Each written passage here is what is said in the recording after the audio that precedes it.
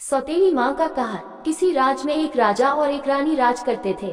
उनके पास एक बेटा और एक बेटी थी। लोग प्यार से लड़के को राजकुमार और लड़की को राजकुमारी कहा करते थे। एक दिन अचानक किसी कारणवश रानी की मृत्यु हो गई। राज्य के प्रजा बहुत दुखी थे। अब राजकुमार और राजकुमारी अकेला पड़ गए। कुछ दिन बीतने पर राजा ने दूसरी शादी करने का फैसला किया। राज दरबारियों ने राजा को दूसरी शादी करने से मना किया, परंतु राजा ने दरबारियों की एक भी न सुनी। अगले दिन राजा ने दूसरी शादी कर ली। दूसरी शादी करते ही दोनों भाई बहन और अकेलेपन को महसूस करने लगा। राजा नई रानी की प्यार में लीन हो गया।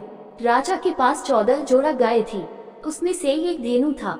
नई की रानी को 1 साल बाद एक लड़का पैदा हुआ। नई की रानी को अपने बेटे से प्यार, सौत के बेटे बेटी से नफरत होने लगा। अपने बेटे को सदा प्यार करती और सौत के बेटे को सदा फटकारती रहती। अपने बेटे को दूध मलाई खिलाती, सौत के बेटे को सदा फटकारती रहती। अपने बेटे को दूध मलाई खिलाती और उसको खुद्दी चुन्नी का रोटी खिलाती। राजकुमार खुद्दी चुन्नी को लेकर धेनु गाय को खिला देता था, बदले में धेनु गाय भरपेट पिला देती थी। कुछ दिन बाद मन ही मन रानी सोचने लगी, मैं अपने बेटे को दाल भात दूध मलीदा खिलाती हूँ फिर भी स्वास्थ्य ठीक नहीं है, और उसको खुद्दी चुन्नी खिलाती हूँ फिर भी उसका स्वास्थ्य बहुत अच्छा है। इसी प्रकार नफरत की दुनिया में कई साल बीत गया। एक दिन की बात है।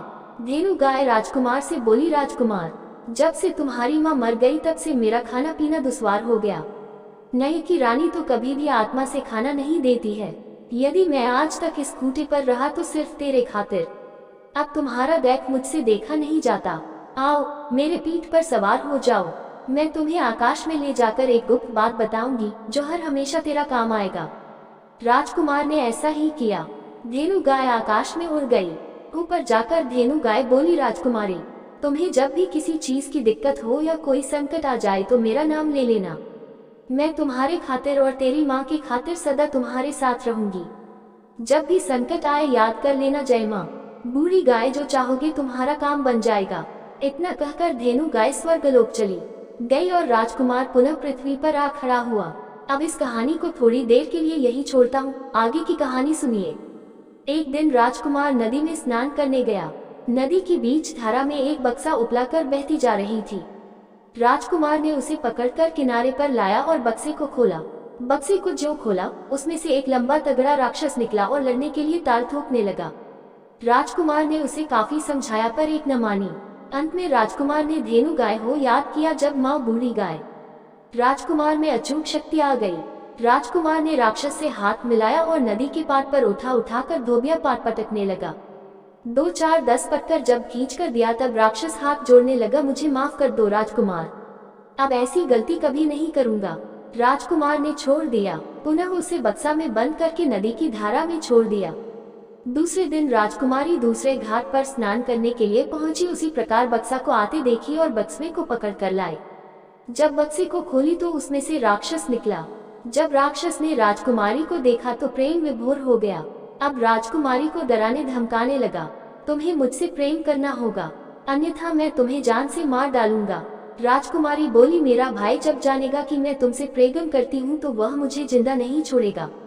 तब राक्षस बोला, मैं तुम्हें एक उपाय बताता हूँ, ऐसा करने से तुम्हारा भाई मर जाएगा, फिर हम तुम प्रेम की दुनिया में मौज मनाएंगे। राजकुमारी राजी हो गई। तब राक्षस ने उपाय बताया, तुम्हारा भाई तुमसे बहुत प्यार करता है, तुम जो कहोगी वह अवश्य करेगा। उसे कहना जंगल में से बाघिन का एक बूंद दूध ला दीजिए। वह जो ही दूध लाने जाएगा उसे जंगली जानवर मारकर खा जाएगा। राजकुमारी ने घर जाकर अपने भाई से ऐसा ही करने को कही। राजकुमार सोचा बहन को कोई आवश्यकता पड़ गई होगी, इसीलिए दूध लाने को कहती है।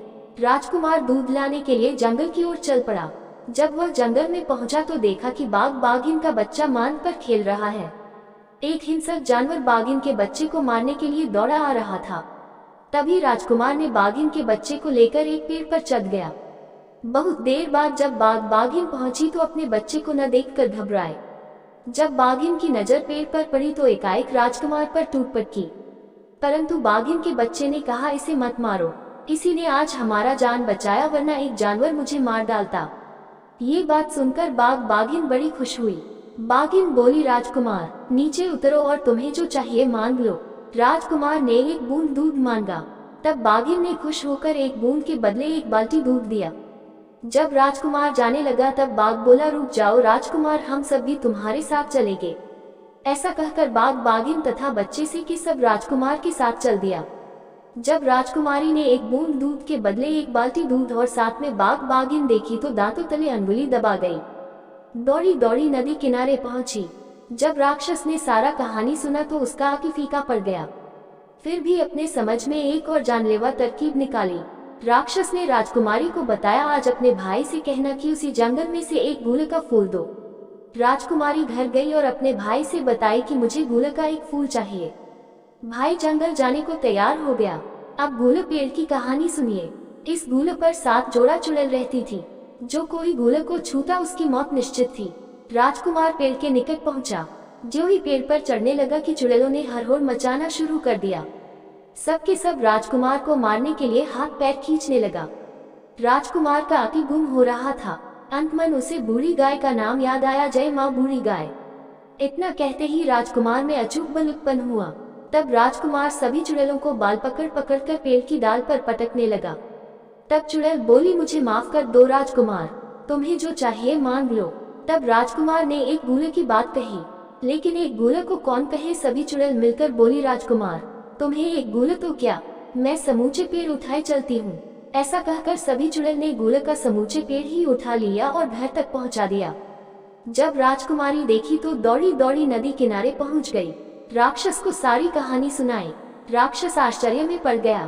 फिर भी अंत में एक अंतिम अचूक जानलेवा उपाय बताया। कार्तिक का महीना था। अपने भाई से कहना, गेहूं का एक बाल ला दे। बहन गई और भाई बोली, भैया एक सामान और ला दीजिए, मुझे गेहूं का एक बाल ला दीजिए। कार्तिक का महीना था। 20 कट्ठा में एक गेहूं का खेत था। ये खेत परी का था। खेत से इस प्लॉट में एक कुआं था। इसी कुएं में 7 परी रहती थी। यदि कोई भी व्यक्ति बाल को छूता तो सभी परी मिलकर उसे मार डालती। राजकुमार खेत में ज्यों ही पहुंचा त्यों ही 7 परी निकलकर कुएं पर खड़ी हो गई। राजकुमार ने एक बाल को तोड़ा। 7 परी राजकुमार को तंग करने लगी। तब राजकुमार ने बूढ़ी गाय का नाम लिया और 7 परी को उठाकर कुएं पर पटकने लगा। अंत में 7 परी हाथ जोड़कर खड़ी हो गई, मुझे माफ कर दो राजकुमार, मैं गेहूं के पूरे खते को ही उठाए चलती हूँ। सबों ने मिलकर पूरे खेत को ही उठा ली और राजकुमार के साथ चल दी। फिर राजकुमारी देखी और दरवाजे के पिछले गली से निकलकर नदी की ओर दौड़ गई। इस बार राजकुमार को शक हुआ कि आखिर कौन सी बात है कि हर मांग में खतरा ही खतरा है। ऐसा सोचकर बहन के पीछे पीछे गया। राजकुमार देखा उसकी बहन उसी राक्षस से बातचीत कर रही है। तभी राजकुमार उसके निकट पहुंचा। राजकुमार बहन के सारे कारनामे को समझ गया। राजकुमार ने बूढ़ी गाय का नाम लिया। हाथ में एक तलवार आ गया। उसी तलवार से बहन और राक्षस को 2-2 टूक कर दिया और उसी बक्से में बंद करके बीच धारा में छोड़ दिया। अब राजकुमार अपने राज्य को लौटा। देखा पिताजी अंधे हो गए हैं, माता को कुष्ठ हो गया है, भाई का स्वास्थ्य एकदम अधमरा सा हो गया। तब राजकुमार ने अपने हाथ से भात दाल बनाया और माता पिता भाई को अपने हाथ से खिलाया। जो जो भात दाल को सबों ने खाया त्यों त्यों सबका रोग ठीक होता चला गया। अंत में सब के सब निरोग हो गए। अब राजकुमार ने बूढ़ी गाय का नाम लिया तो 3 मंजिल की बेमिसाल मकान बन गया। उसी मकान में प्रेम से सब कोई रहने लगा। तो उम्मीद करती हूँ कि आपको हमारा ये हिंदी कहानी सौतेली माँ का कहर हिंदी कहानी देखकर अच्छा लगा होगा। अगर आपको जरा सा भी अच्छा लगा तो आप इसे अपने दोस्तों के साथ शेयर करें और इस चैनल को सब्सक्राइब करें।